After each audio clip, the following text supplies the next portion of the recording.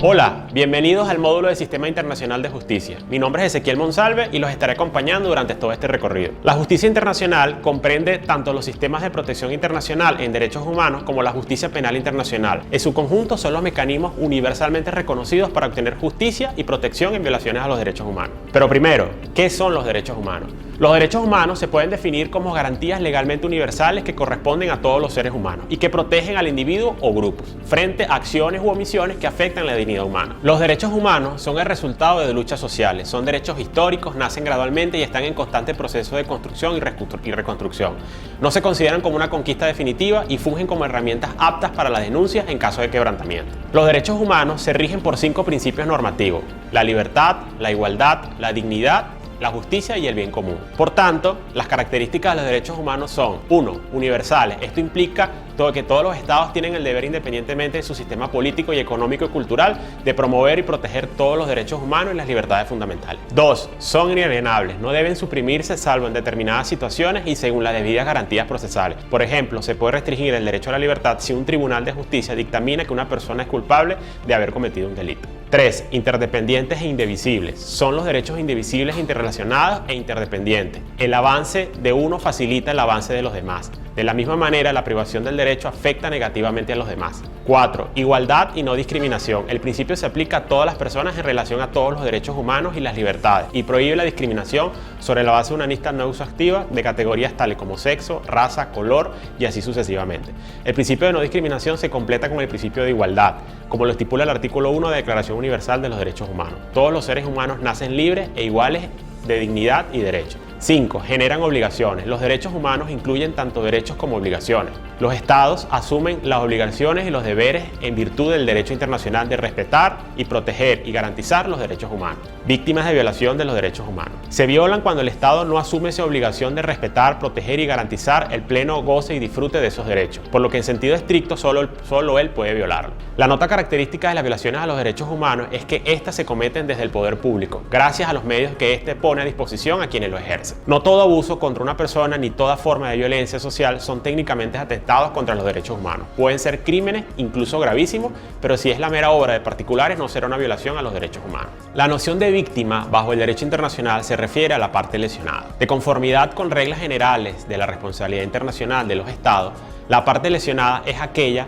cuyo derecho individual ha sido denegado o dañado por el acto ilegalmente internacional o que ha sido de otra manera particularmente afectado por dicho acto. Por su parte, en el área de la protección internacional de derechos humanos, la parte lesionada es el individuo cuyos derechos han sido violados, es decir, la parte cuyos derechos han sido conculcados generándose un daño. Principio de justicia internacional. En el ámbito de los derechos de las víctimas, la justicia internacional se asienta sobre 3 principios fundamentales: verdad, justicia y reparación. La garantía de los 3 derechos en su conjunto permite avanzar hacia una situación de restablecimiento. La verdad, la justicia y la reparación se entrelazan, forman un tejido que permite a las víctimas y a la sociedad avanzar hacia la reconstrucción de sus vidas y hacia la convivencia social. Si no hay verdad, la justicia es incompetente. Sin verdad, no es posible establecer quiénes son los responsables de violaciones de los derechos humanos y de las infracciones al derecho internacional. Sin justicia no hay reparación y sin reparación no hay suficientes posibilidades de evitar que las atrocidades vuelvan a ocurrir.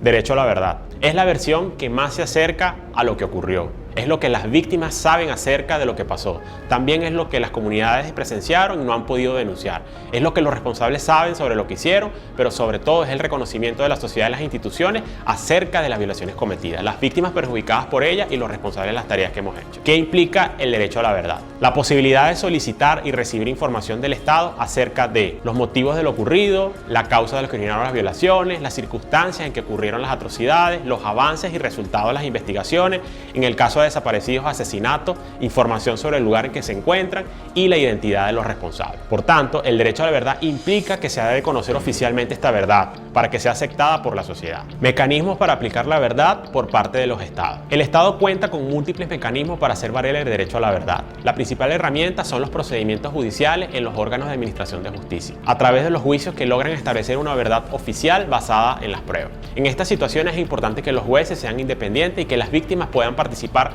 ampliamente en los procesos. Mecanismos internacionales para aplicar el derecho a la verdad. Contribuyen a la realización del derecho a la verdad los informes de las organizaciones no gubernamentales y los organismos internacionales como la Comisión Interamericana de Derechos Humanos o el Alto Comisionado de las Naciones Unidas, para que los derechos que estudian situaciones, establecen los hechos, examinan la responsabilidad estatal y formulan recomendaciones para superar la situación de violaciones de derechos humanos. Todos los registros, tanto oficiales como no oficiales, contribuyen al establecer la verdad y ayudarán en el futuro a los procesos de esclarecimientos históricos. Justicia.